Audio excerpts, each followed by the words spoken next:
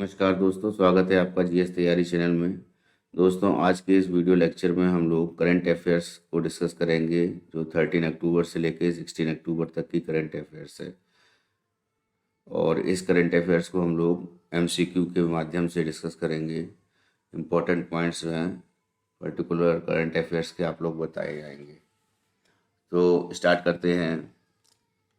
पहला पॉइंट है, भारत का पहला वेटलैंड शहर कौन सा शहर बनेगा? तो भारत का पहला वेटलैंड शहर उदयपुर बनेगा, राजस्थान में। और एक्चुअल में वेटलैंड का अर्थ है आर्द्र भूमि, आर्द्र भूमि। और इसमें एक्चुअल में टोटल वेटलैंड साइट्स हैं जो इंडिया में हैं इस समय करंट में 75 वेटलैंड्स है इंडिया में, वेटलैंड्स। ठीक है। अब ये 75 वेटलैंड्स में ओवरऑल यूनेस्को के द्वारा 1971 में ये वेटलैंड को लेकर के इस्टेब्लिशमेंट हुआ था, रामसार कन्वेंशन, जो वेटलैंड कन्वेंशन है। और रामसार जो है ये ईरान में है शहर। तो रामसार कन्वेंशन स्टार्ट किया गया था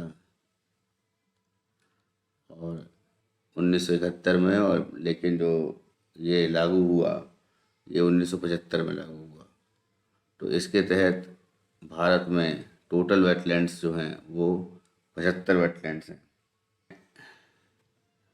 इसको उदयपुर को वेटलैंड्स बनाया जा रहा है। और एक्चुअली उदयपुर में जो है 5 झीलें हैं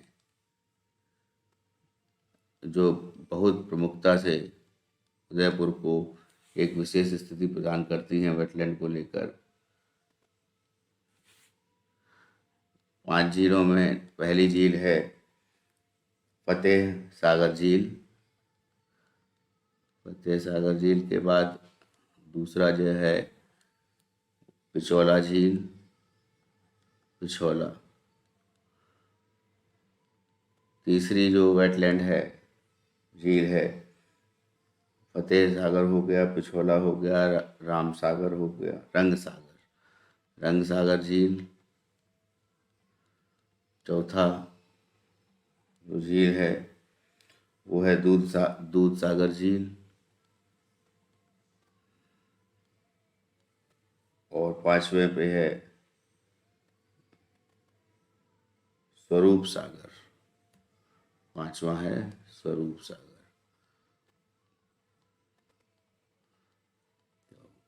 ये पहला वेटलैंड शहर बनेगा उदयपुर। और दूसरे नंबर पे भोपाल भी इसमें प्रतिद्वंदी हो रहा है। भोपाल भी आने वाले समय में वेटलैंड बनेगा। उदयपुर बेसिकली रामसार कन्वेंशन के बारे में, जैसा कि मैं बता रहा था, ईरान में शहर है ये, और 1975 में स्टार्ट हुआ था रामसार कन्वेंशन। यूनेस्को ने इसको 1971 में इसकी नींव स्टार्ट करी थी और ये लागू हो गया था 1975 से। उसके बाद उदयपुर को पहले से ही नेशनल लैक कंजर्वेशन प्लान वहाँ पे चल रहा है और उसके हिसाब से ये वेटलैंड शहर घोषित किया गया है। उदयपुर का टोटल एरिया जो है वो है 37 स्क्वायर किलोमीटर का, 37 स्क्वायर किलोमीटर का एरिया है। और उदयपुर के साथ साथ भोपाल को भी वेटलैंड का दर्जा भविष्य में दे दिया जाएगा। नेक्स्ट क्वेश्चन पर आते हैं। भारत का एआई कार्यक्रम, आर्टिफिशियल इंटेलिजेंस कार्यक्रम, भारत को कितने राशि की डिजिटल अर्थव्यवस्था बनाने में मदद करेगा? एक्चुअली में ये एक स्टेटमेंट है जो कि कहा गया है राजीव चंद्रशेखर के द्वारा, जो इलेक्ट्रॉनिक्स और आईटी मंत्री हैं, कि रोबोटिक्स की दुनिया आने वाली है और रोबोटिक्स पर राष्ट्रीय नीति का मसौदा जो है वो बहुवर्षीय भारत एआई कार्यक्रम का हिस्सा होगा। और आर्टिफिशियल इंटेलिजेंस हम लोग देख रहे हैं कि इस समय जो है वो बहुत ज़्यादा स्थिति से तेज़ी से बढ़ रहा है। तो इसमें 1000 अरब डॉलर की अर्थव्यवस्था, डिजिटल अर्थव्यवस्था बनेगा भारत, और डिजिटल इकोनॉमी। ठीक है। अब इसमें जो सबसे बड़ी चीज़ है वो ये है कि एक ड्यूरेशन बताया गया है, तो उसमें 2026 तक डिजिटल इकोनॉमी बनेगा इंडिया। और ये जैसा कि मैंने बताया, आईटी मिनिस्टर हैं राजीव चंद्रशेखर, उन्होंने ये बताया, राजीव चंद्रशेखर। ठीक है। अब दूसरी जो बड़ी चीज़ है इसमें क्या है कि स्टार्टअप परिवेश के समर्थन के लिए, जैसे कंप्यूटर को रिलेटेड कौशल है, बुनियादी ढांचे का निर्माण है, ठीक है, या घरेलू स्टार्टअप करना है शोधकर्ताओं के लिए भी ये भारत डाटा सेट मंच बनाने की सिफारिश हो गई है। ठीक है। नेक्स्ट न्यूज़ पर आते हैं। हाल ही में प्रधानमंत्री ने कहाँ पर 141वें अंतर्राष्ट्रीय ओलंपिक समिति सत्र का शुभारंभ किया है। तो 141वीं जो समिति सत्र है इसका उद्घाटन प्रधानमंत्री जी मोदी जी ने किया है और ये मुंबई में किया है। भारत जो है, भारत 2036 तक ओलंपिक का आयोजन करने जा रहा है। 2036 बहुत दूर है, लेकिन भारत में ओलंपिक होगा 2036 में, और इसके लिए 140 करोड़ रुपए का प्रावधान किया गया है। इसके साथ साथ 2029 में भारत में जो युवा हैं, युवा ओलंपिक है,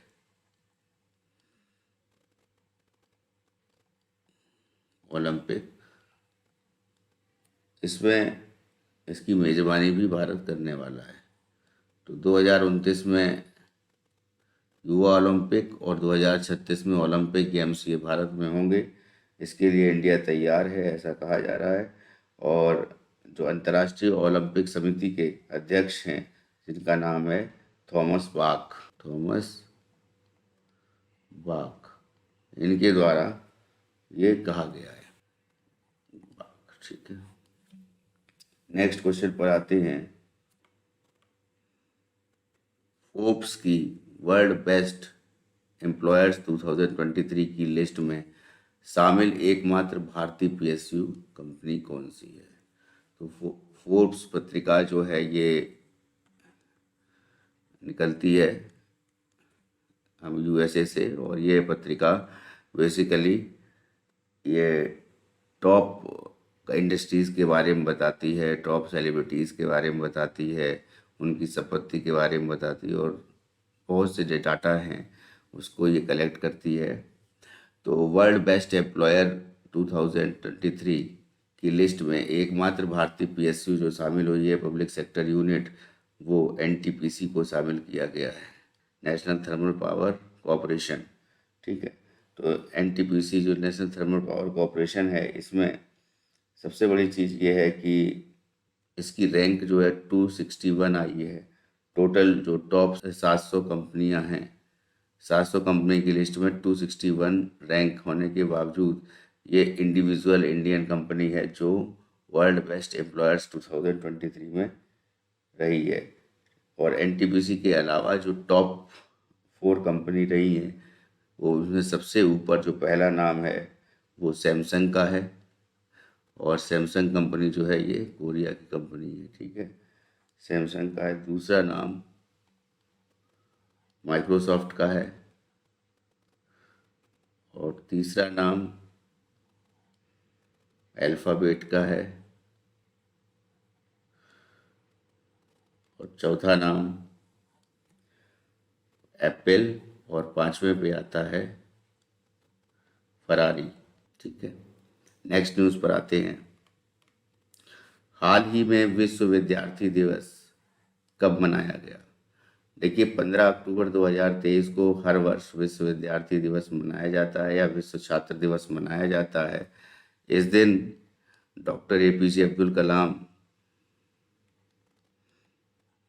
का जन्म दिवस होता है।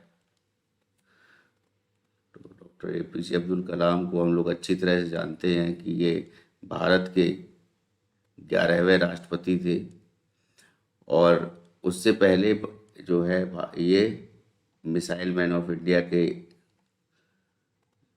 रूप में जाने जाते रहे हैं।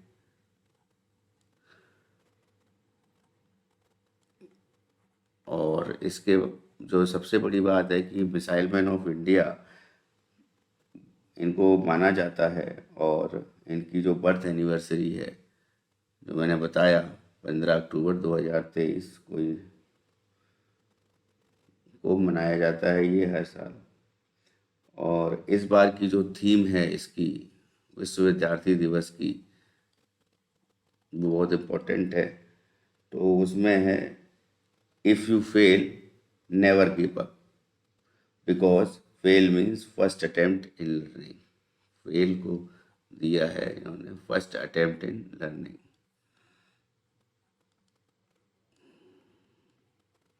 Attempt in learning.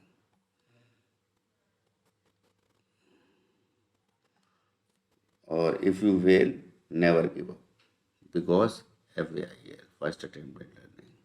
अगर आप फेल होते हैं तो जिस भी चीज़ में आप फेल हुए हैं, किसी एग्ज़ाम में फेल हुए हैं, किसी टूर्नामेंट में फेल हुए हैं, कहीं पे भी फेल हुए हैं, तो आप उसको छोड़े नहीं, लगे रहें, क्योंकि पहला अटेम्प्ट ऑफ लर्निंग कहा जाता है फेल को। Doctor APJ Abdul Kalam actually students day जो ये मनाया जाता है, ये ऑल ओवर वर्ल्ड में मनाया जाता है।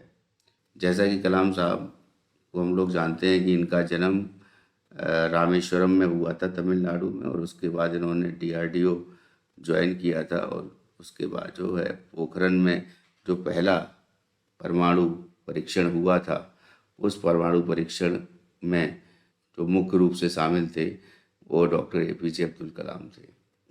11वें राष्ट्रपति रहे हैं ये।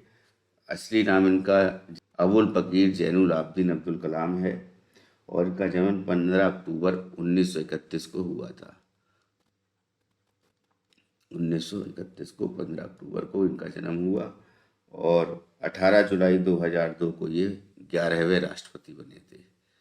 ठीक, 11th प्रेसिडेंट ऑफ इंडिया रहे थे 2002 से। इसके बाद नेक्स्ट न्यूज़ पर आते हैं। हाल ही में किसे सरस्वती सम्मान 2022 से सम्मानित किया गया है? सरस्वती सम्मान ये KK बिरला फाउंडेशन के द्वारा दिया जाता है, और KK बिरला फाउंडेशन के द्वारा व्यास सम्मान हो गया, वो भी दिया जाता है, और कई सम्मान हैं उनका भी KK बिरला फाउंडेशन के द्वारा इन सम्मान को दिया जाता है। KK बिरला फाउंडेशन के द्वारा ये 1991 में स्टार्ट हुआ था ये सरस्वती सम्मान को देना, और पहला सरस्वती सम्मान जो मिला था वो हरिवंश राय बच्चन को मिला था।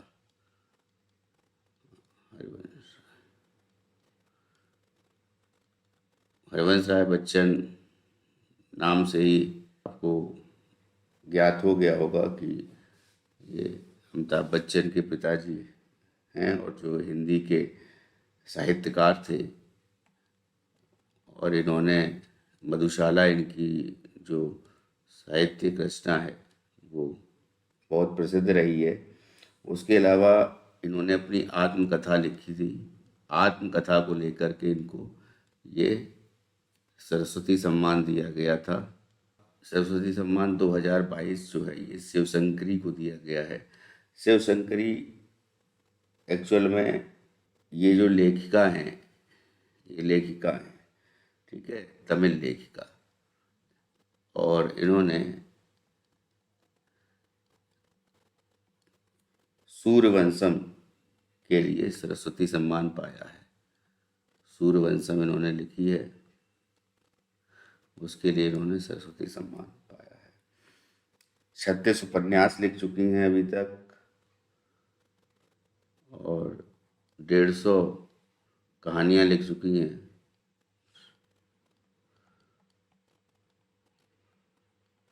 इनका नाम तमिल साहित्य में बहुत सम्माननीय पद पे लिया जाता है, और कई रचनाओं में इन्होंने जापानी और यूक्रेनी में भी अनुवाद किया है। वो कौन कौन से अन्य पुरस्कार हैं जो KK बिरला फाउंडेशन के द्वारा दिए जाते हैं? तो एक तो बिहारी पुरस्कार है वो दिया जाता है, दूसरा मैंने कहा व्यास सम्मान वो दिया जाता है, और सरस्वती सम्मान का जो स्टार्टिंग हुई थी तो जैसा कि के बिरला फाउंडेशन से स्टार्ट हुई थी तो 1991 से ही ये दिया जाता है।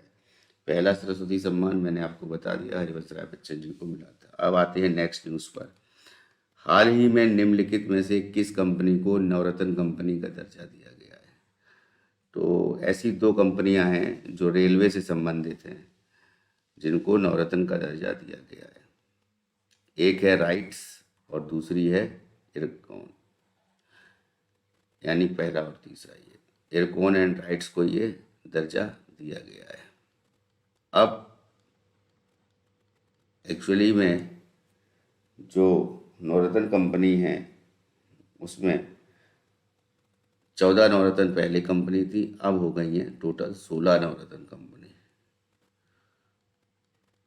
ठीक है। इरकॉन जो है, इरकॉन का फुल फॉर्म है Indian railway construction company limited. तो ये पहली ये, और राइट्स जो है वो है rail India technical and economic service. Rail India technical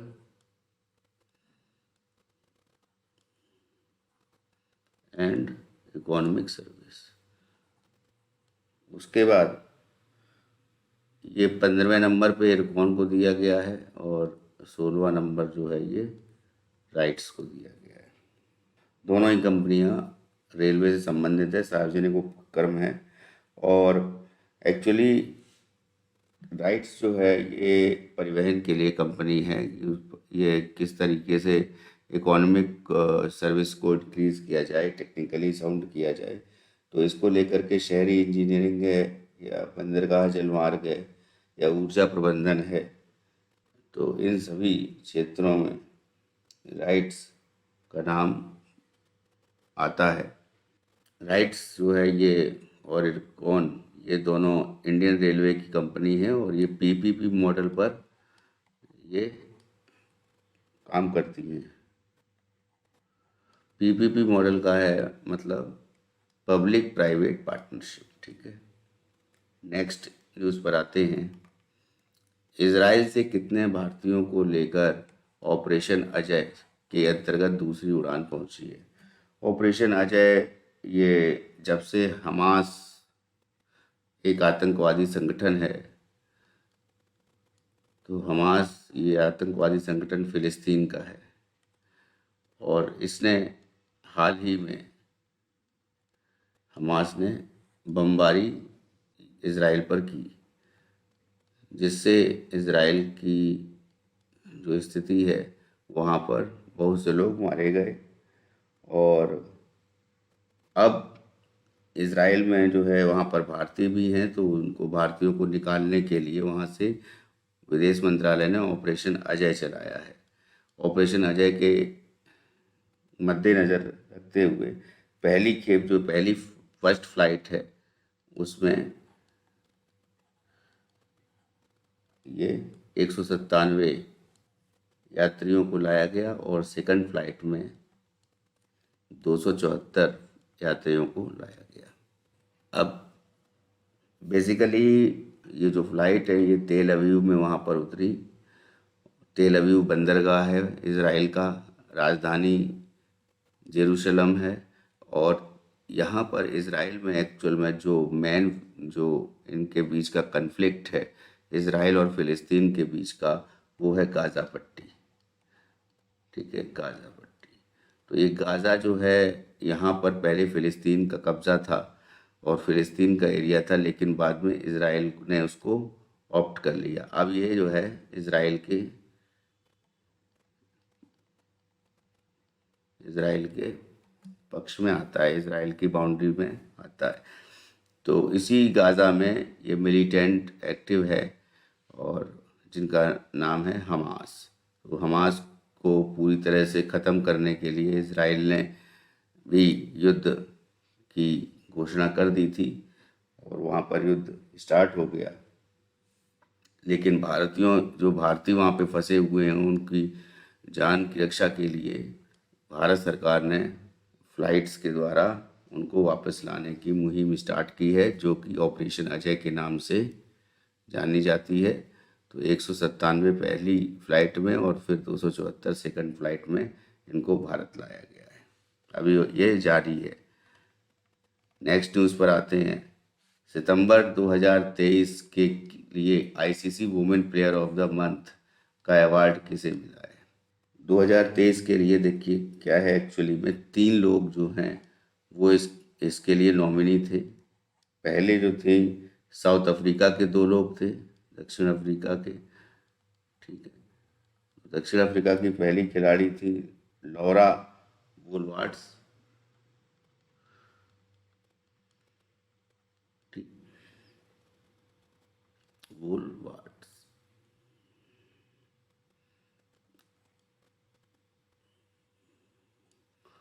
Laura वुलवार्ड ये दक्षिण अफ्रीका की पहली खिलाड़ी थी। दक्षिण अफ्रीका की दूसरी खिलाड़ी नादिन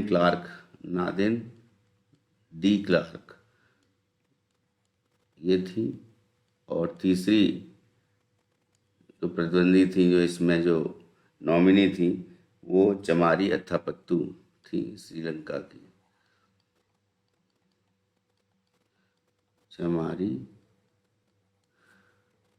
अट्टापट्टू। और ये प्राइज जो है ICC women's player of the month का, ये चमारी अट्टापट्टू को मिला है। इनका जो प्रदर्शन रहा है अभी रिसेंट में बहुत ही अच्छा रहा है। नेक्स्ट न्यूज़ पर आते हैं। सितंबर 2023 के लिए ICC men's player of the month का अवार्ड किसने जीता है? सितंबर 2023 के लिए ये अवार्ड शुभमन गिल ने जीता है। शुभमन गिल इंडिया के प्लेयर हैं क्रिकेट के, और इन्होंने 2018 में शुभमन गिल ने अंडर 19 का जो वर्ल्ड कप होता है उसमें ये वाइस कैप्टन रहे थे। उसके बाद अभी आईपीएल में ये गुजरात की तरफ से खेलते हैं, गुजरात टाइटंस टीम से। बीच में गुजरात टाइटन टीम्स,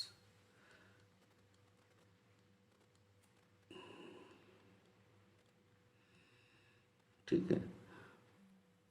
दूसरी जो इम्पोर्टेंट बात है शुभमन गिल की वो ये है कि 2020 में इन्होंने व्यक्तिगत स्कोर जो है वो सबसे ज़्यादा रनों का बनाया है टोटल आईपीएल में, और इनको ऑरेंज कैप मिली है।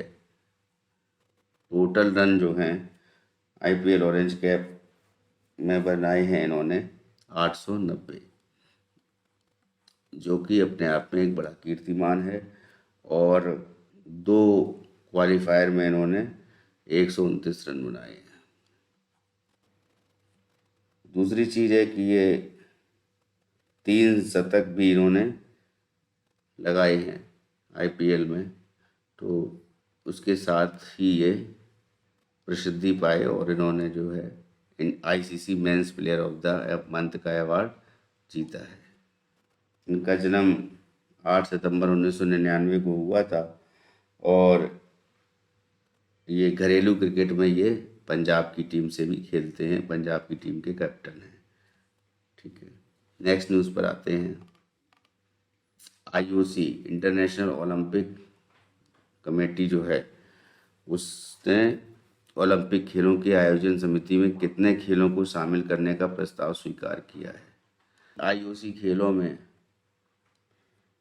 128 साल बाद फिर से क्रिकेट को आने वाले ओलंपिक में शामिल किया गया है।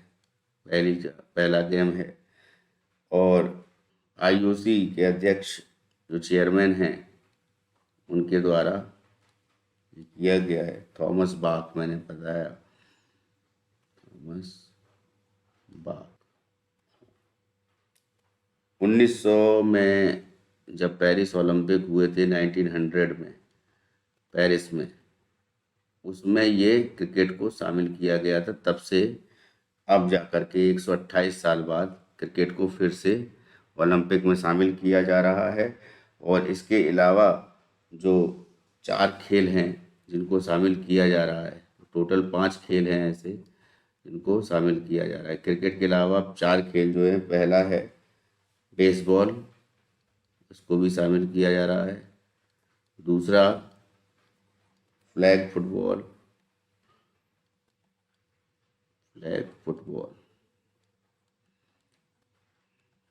तीसरा स्क्वैश, और चौथा खेल जो है वो lacrosse.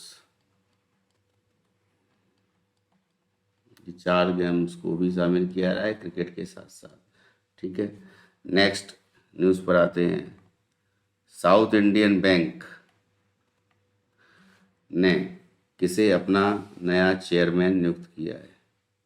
South Indian bank, actual में इस बैंक ने अपना नया चेयरमैन विजय कुरियन को नियुक्त किया है। विजय कुरियन ये साउथ इंडियन बैंक के नए चेयरमैन होंगे। 1 नवंबर से वर्तमान जो चेयरमैन है उनका कार्यकाल पूरा हो रहा है। वर्तमान चेयरमैन इस समय सलीम गंगाधरन है, सलीम गंगाधरन। ठीक है, उसके साथ साथ विजय कुरियन को, इनका जो टेन्योर रहेगा वो 2 नवंबर से लेकर 2023 से लेकर 22 मार्च 2026 तक रहेगा।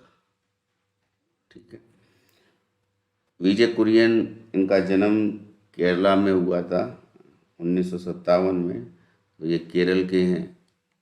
और इन्होंने जो अपनी सेवाएं दी हैं वो एज एन आईएएस ऑफिसर सेवा दी है। 1983 में बैच के ये आईएएस ऑफिसर हैं।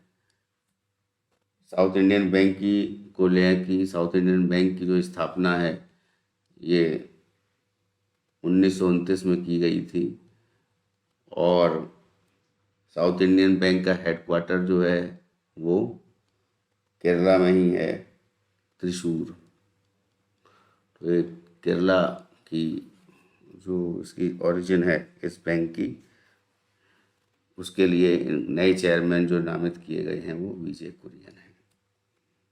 नेक्स्ट न्यूज़ पे आते हैं। हाल ही में भारतीय थल सेना की किस बटालियन को राष्ट्रपति सम्मान से नवाजा जाएगा?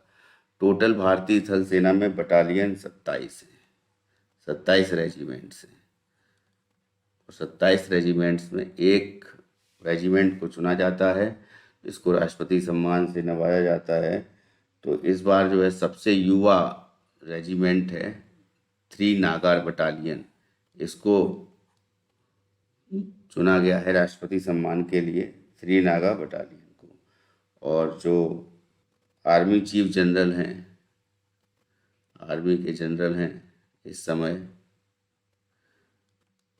मनोज पांडे, ये उनके द्वारा इसको सम्मानित किया जाएगा। एक्चुअल में ये सम्मान राष्ट्रपति जी द्वारा होना चाहिए, लेकिन दिया जाना चाहिए, लेकिन अगर राष्ट्रपति प्रेजेंट नहीं होते हैं तो उस समय में आर्मी के जनरल को ये पावर दी जाती है कि यह सम्मान प्रदान करते हैं। ठीक है, कुमायूं रेजिमेंट सेंटर में है ये 3 नागा बटालियन। और प्रेसिडेंट कलर दिया जाता है, president colour basically president colour Bharat की किसी भी सैन्य इकाई को दिया जाने वाला सर्वोच्च सम्मान है।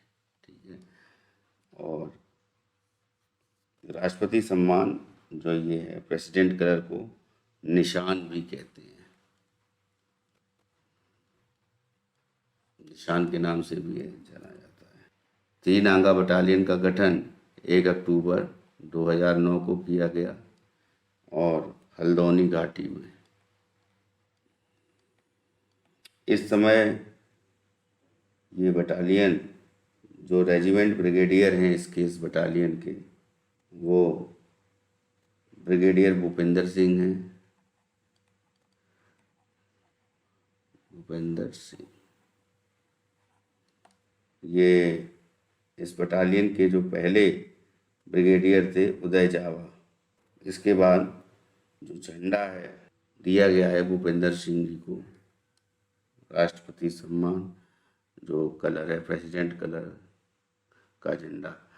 नेक्स्ट न्यूज़ पर आते हैं। वुमेन एशियन हॉकी चैंपियनशिप 2023 का आयोजन कहाँ किया जाएगा? इसका आयोजन रांची द्वारा किया जाएगा। झारखंड गवर्नमेंट इसको जो है करवा रही है।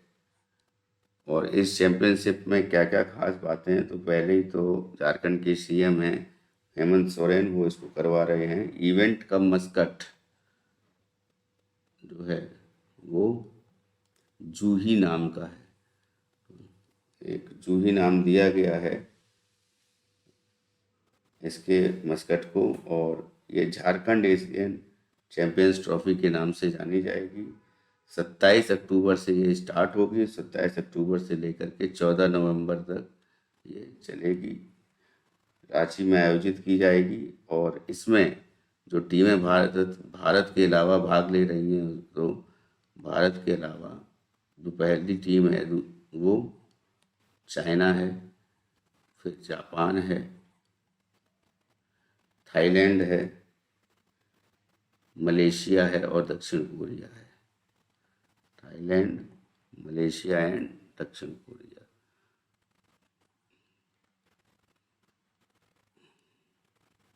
तो भारत के अलावा 5 और देश हैं जो इसमें भाग ले रहे हैं वुमेन एशियन हॉकी चैंपियनशिप 2023 में। और राज्य सरकार ने इस इवेंट के लिए तो 20 करोड़ रुपए की राशि रखी है। और जिसमें जो हॉकी इंडिया है उसके लिए 10 करोड़ रुपए दिया जा चुका है। हॉकी इंडिया को 10 करोड़ रुपए दिया जा चुका है। जैसा कि हम लोग पता है कि हॉकी जो है हमारा राष्ट्रीय खेल है।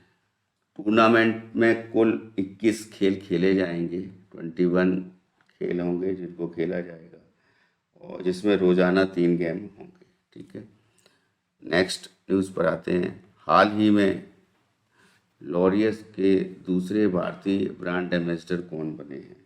लॉरियस के दूसरे ब्रांड एम्बेसडर नीरज चोपड़ा बने हैं, जो कि जेवलिन थ्रो करते हैं। और इनका जेवलिन थ्रो में ये इन्होंने अभी हाल ही में एशियाई गेम्स में भी गोल्ड मेडल जीता है। पहले भी ये चैम्पियनशिप जो हुई हैं उसमें भी गोल्ड मेडल जीत चुके हैं, इसीलिए इनको लॉरियस ब्रांड एम्बेसडर बनाया गया है। पहले लॉरियस ब्रांड एम्बेसडर थे वो युवराज सिंह थे, जो क्रिकेटर थे। युवराज सिंह के बाद सेकंड इनको बनाया गया है, नीरज चोपड़ा को। वर्ल्ड जेवलिन चैंपियन है ये, और इनको गोल्ड मेडल जैसा कि मैंने बताया कि इनको मिला है। लॉरियस क्या है इसके बारे में जानते हैं। लॉरियस जो है ये एक स्पोर्ट चैरिटी ऑर्गेनाइजेशन है, स्पोर्ट्स चैरिटी ऑर्गेनाइजेशन। ठीक है, और ये स्पोर्ट चैरिटी ऑर्गेनाइजेशन युवाओं के जीवन को बेहतर बनाने के लिए काम करता है। इसमें एक खास बात यह है कि इसका एक एकेडमिक और एम्बेसडर प्रोग्राम चलता है जो विश्व खेल पुरस्कारों के लिए फेमस है। ठीक है, विश्व खेल पुरस्कार।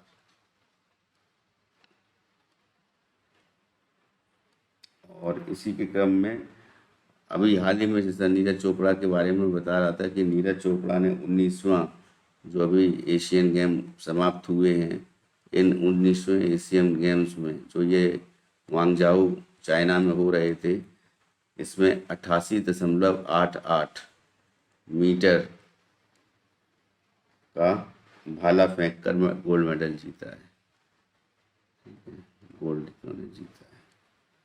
इनका जन्म 24 दिसंबर 1997 को हुआ और ये हरियाणा के प्लेयर हैं। नेक्स्ट न्यूज़ पर आते हैं। विश्व एथलीट के उम्मीदवारों में शामिल होने वाले भारतीय खिलाड़ी कौन बने हैं? एक ही भारतीय खिलाड़ी इस समय बने हैं, नीरज चोपड़ा।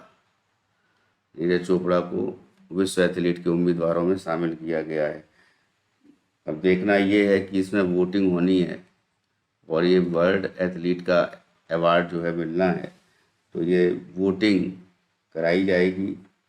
3 दौरे होंगे इस वोटिंग के, 3 दौर, ठीक है, 3 चरण में कराई जाएगी। ये वर्ल्ड एथलेटिक्स काउंसिल ने घोषणा की है, वर्ल्ड एथलेटिक्स काउंसिल, ठीक है। अब इसमें श्रेष्ठ एथलीट चुना जाएगा, जो सबसे बढ़िया एथलीट मतलब बोला गया है। और नीरज चोपड़ा इस वर्ष बुडापेस्ट में इन्होंने विश्व चैंपियन जीता था, उसके बाद एशियाई खेलों में भी स्वर्ण पदक लाए इन्होंने, ठीक है। और वर्ल्ड एथलेटिक्स की ओर से इसकी जो घोषणा है कि वो वर्ल्ड एथलीट कौन होगा, तो वर्ल्ड एथलीट व विश्व एथलीट, इसकी घोषणा 11 दिसंबर को की जाएगी। अब इनके साथ साथ इनके जो कुछ प्रतिद्वंदी भी हैं, जैसे कीनिया के कैल्विन किप्तुम हैं, नॉर्वे के जैबक इंगब्रिट्सन हैं, ग्रीस के लॉन्ग जंपर हैं जो मिल्टियाडिस टेंटोग्लू के नाम से उनको जाना जाता है, नॉर्वे के कार्स्टन वारहोम हैं। तो ऐसे लोग शामिल हैं। उनको देखना ये है कि नीरज चोपड़ा कहाँ तक सक्सेस पाते हैं, ठीक है। और जो वोटिंग होगी तो उसको जो आम लोग हैं वो सोशल मीडिया के जरिए भी डाल पाएंगे, ऐसा इंतजाम किया गया है, ठीक है। नेक्स्ट न्यूज़ पर आते हैं। Indo American chamber of commerce के राष्ट्रीय अध्यक्ष के रूप में किसने पदभार ग्रहण किया है? Indo American chamber of commerce के राष्ट्रीय अध्यक्ष के रूप में पंकज बोहरा ने ये पदभार ग्रहण किया है। और पंकज बोहरा अब इसके चेयरमैन होंगे इस संस्था के। ये संस्था एक्चुअली द्विपक्षीय व्यापार को लेकर है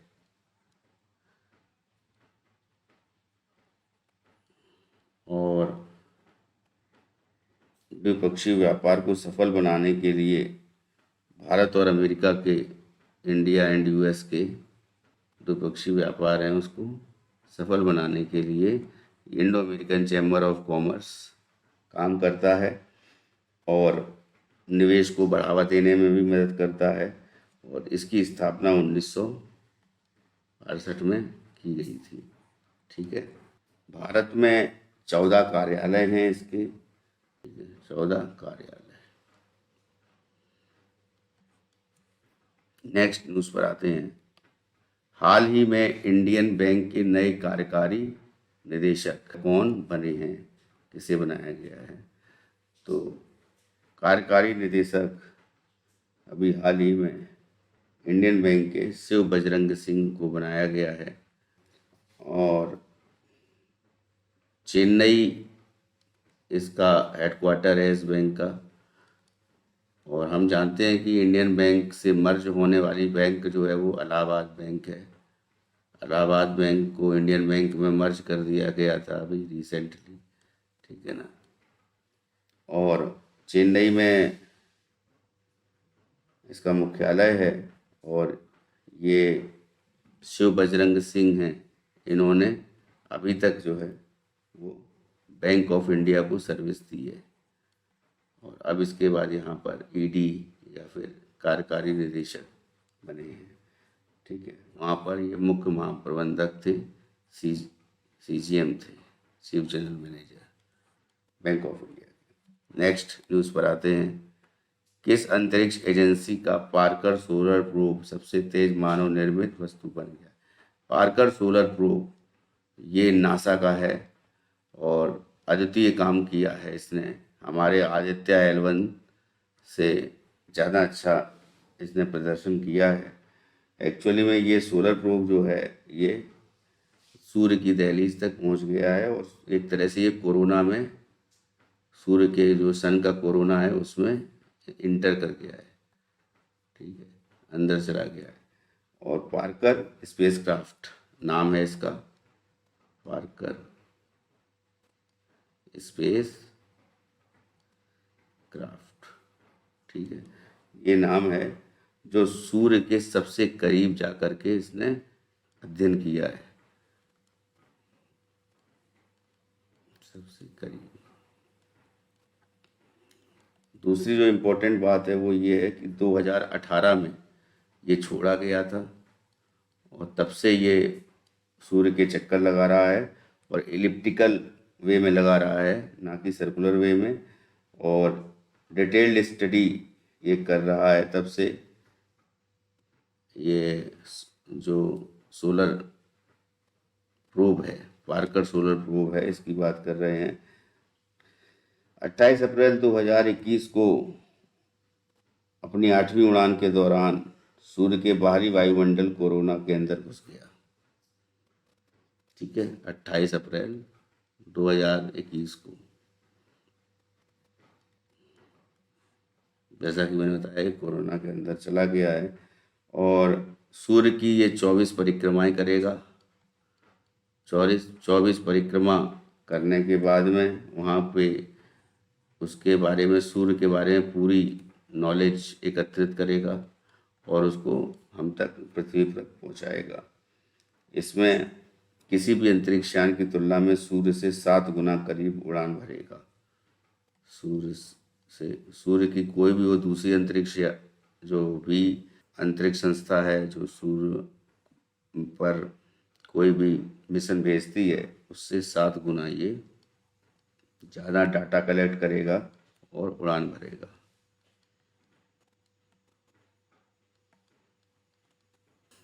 अब नेक्स्ट न्यूज़ पर आते हैं। इंदिरा गांधी राष्ट्रीय मुक्त विश्वविद्यालय इग्नू ने अकादमिक सहयोग को बढ़ावा देने के लिए हाल ही में किसके साथ एक समझौता ज्ञापन MOU पर हस्ताक्षर किए? इग्नू ने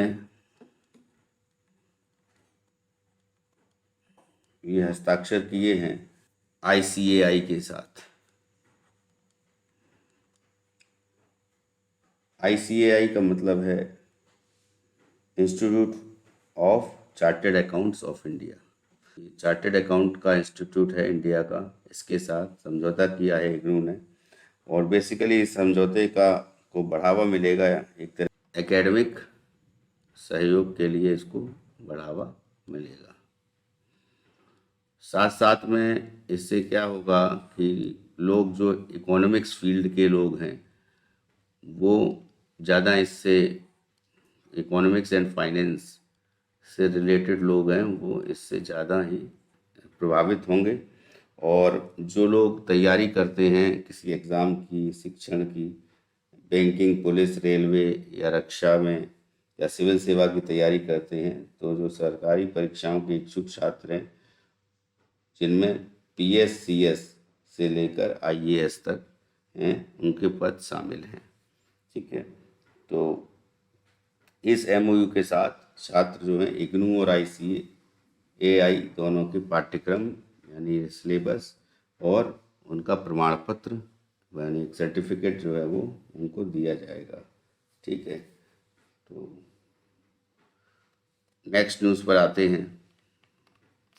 अंतर्राष्ट्रीय क्रिकेट में सर्वाधिक छक्के लगाने का रिकॉर्ड किस खिलाड़ी ने बनाया है? तो अंतर्राष्ट्रीय क्रिकेट में एक्चुअल में कुछ ही जन थे जिनका नाम था, तो सबसे पहले नाम था क्रिस गेल का। और क्रिस गेल जैसा कि हम लोग जानते हैं वेस्ट इंडीज़ के हैं। सर्वाधिक छक्के जो हैं अभी तक क्रिस गेल नहीं लगाए थे। क्रिस गेल ने 553 छक्के लगाए थे, लेकिन उसका रिकॉर्ड तोड़ा है, क्रिस गेल का उनका रिकॉर्ड तोड़ा है रोहित शर्मा ने। रोहित शर्मा ने इनसे ज़्यादा छक्के लगा करके सर्वाधिक छक्के लगाने वाले विश्व के एकमात्र खिलाड़ी बन गए हैं क्रिकेट में। और इन्होंने टोटल जो छक्के लगाए हैं वो 562 छक्के इन्होंने अभी तक लगाए हैं, और अभी ये खेल रहे हैं तो और भी लगाएंगे। टोटल 52 टेस्ट मैच खेले हैं इन्होंने, 52 टेस्ट में 77 छक्के 77 छक्के लगाए हैं। उसके बाद में 254 वनडे इंटरनेशनल में इन्होंने 303 छक्के लगाए हैं। और उसके बाद T20 में इन्होंने 182 छक्के लगाए हैं। ठीक है, तो बहुत ही इनका एक्स्ट्रा ऑर्डिनरी रिकॉर्ड इस समय रहा है। 562 रन इन्होंने छक्कों से बनाए, मतलब छक्के जो हैं 562 इन्होंने लगाए हैं। ठीक है, उसके बाद क्रिस गेल के बाद तब नंबर जो है, तीसरा नंबर है वो शाहिद आफरीदी का है, शाहिद आफरीदी। ठीक है, नंबर चौथा, ये चौथे जो है वो न्यूजीलैंड के कैप्टन हैं, ये शाहिद आफरीदी पाकिस्तान के हो गए। और उसके बाद ब्रेडन मैकुलम हैं,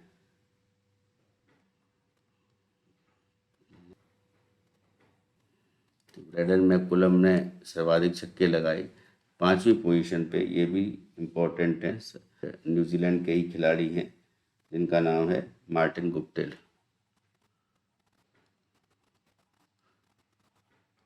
इतना इन्होंने जो है, ये क्रम है इनका। तो पहले नंबर पे रोहित शर्मा हो गए, फिर क्रिस गेल हो गए।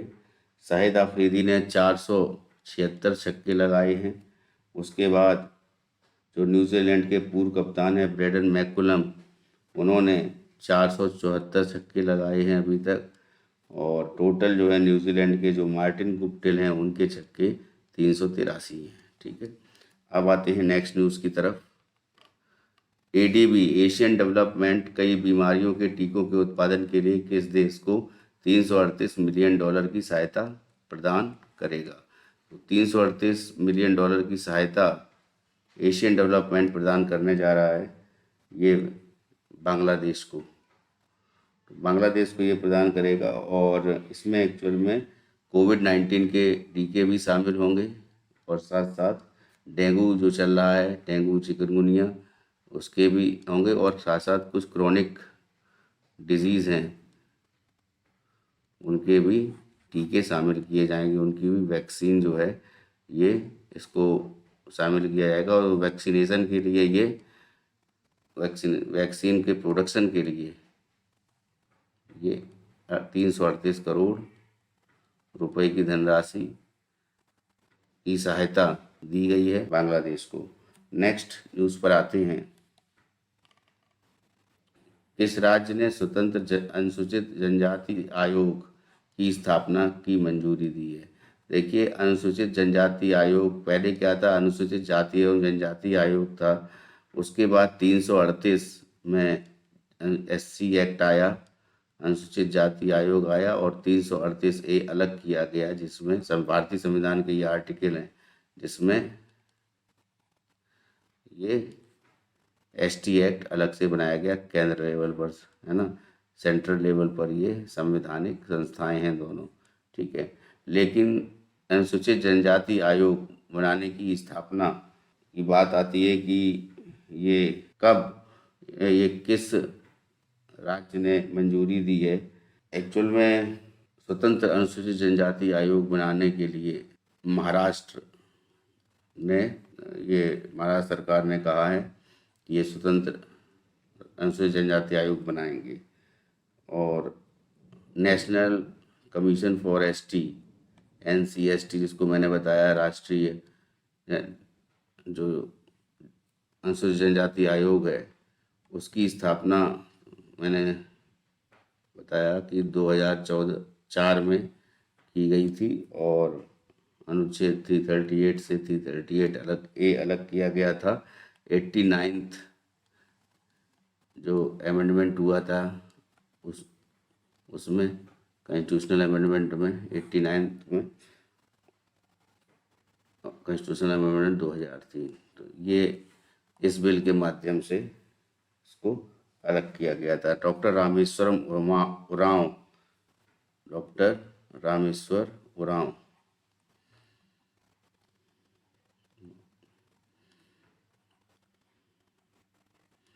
ये इस समय इसके अध्यक्ष हैं। ठीक है, नेक्स्ट न्यूज़ पर आते हैं। किस राज्य ने 1000 किलोमीटर लंबी हाई स्पीड इकोनॉमिक कॉरिडोर सड़क परियोजना के निर्माण को मंजूरी दी है? तो असम ने ये कॉरिडोर निर्माण सड़क को मंजूरी दी है। जो 1000 किलोमीटर की सड़क बनेगी वो एक तरह से हाई स्पीड इकोनॉमिक कॉरिडोर बोला जाएगा, है ना। और इस हाई स्पीड इकोनॉमिक कॉरिडोर के लिए 3000 करोड़ रुपए की राशि खर्च की जाएगी। और ये जो है, जैसे सीएम है वहाँ के हेमंत बिस्वा शर्मा, ठीक है, यहाँ के चीफ मिनिस्टर हैं। और यहाँ पर इनकी अध्यक्षता में जो एक सम्मेलन आयोजित किया गया और इनकी अध्यक्षता में एक कैबिनेट बैठक आयोजित की गई, जिसमें ये निर्णय लिया गया कि एक नई हाई स्पीड इकोनॉमिक कॉरिडोर सड़क परियोजना का निर्माण किया जाएगा जो 1000 किलोमीटर की होगी। ठीक है, असम में। ठीक है, और इसके साथ ही हम समाप्त करते हैं आज का ये जो इम्पोर्टेंट करंट अफेयर्स थी उनको। ये इसके बाद नेक्स्ट करंट अफेयर्स की आपको वीडियो मिलेगी जो 17 और 18 की करंट अफेयर होंगी, वो एक साथ हम लोग डिस्कस करेंगे। फिर 19 से फिर कंटिन्यू करेंगे। तो इस वीडियो लेक्चर में इतना ही, है ना। और जीएस तैयारी के बारे में मैं आप लोग को बता दूं कि जीएस तैयारी का एक ऐप है, गूगल प्ले स्टोर से उसको डाउनलोड कर लीजिए। उसमें सारी चीज़ें अवेलेबल हैं, है ना। कोर्सेज भी अवेलेबल हैं, वो भी आप ले सकते हैं। ठीक है, आरओ का बैच स्टार्ट हो रहा है आज से। यूपीएससी का जो आरओ का बैच है 2023 का जो वैकेंसी निकली है उसका स्टार्ट हो रहा है, तो वो भी आप क्वेरी कर सकते हैं। ठीक है, और साथ साथ में ये जो ऐप है इसके माध्यम से भी आप प्रीवियस ईयर पेपर हैं या एग्ज़ाम के सिलेबस हैं उसके साथ साथ जो भी स्टडी मटेरियल है उसमें अवेलेबल है पर्टिकुलर कोर्सेज में, तो उसको आप परचेज करके ये इसका लाभ उठा सकते हैं। जिन लोगों ने ये चैनल अभी तक सब्सक्राइब नहीं किया है उन लोग को मैं कहता हूँ कि आप लोग चैनल सब्सक्राइब कर लीजिए। अच्छा लगे तो लाइक बटन तो बनता है ना, चैनल, और इसको शेयर भी कीजिए वीडियो को। ठीक है, और जीएस तैयारी जो है ये जीएस तैयारी 9 के नाम से ये टेलीग्राम चैनल भी है, उसको भी आप ज्वाइन कर सकते हैं, जीएस तैयारी 9। ठीक है, तो आज की क्लास में इतना ही। बहुत बहुत धन्यवाद। Thank you.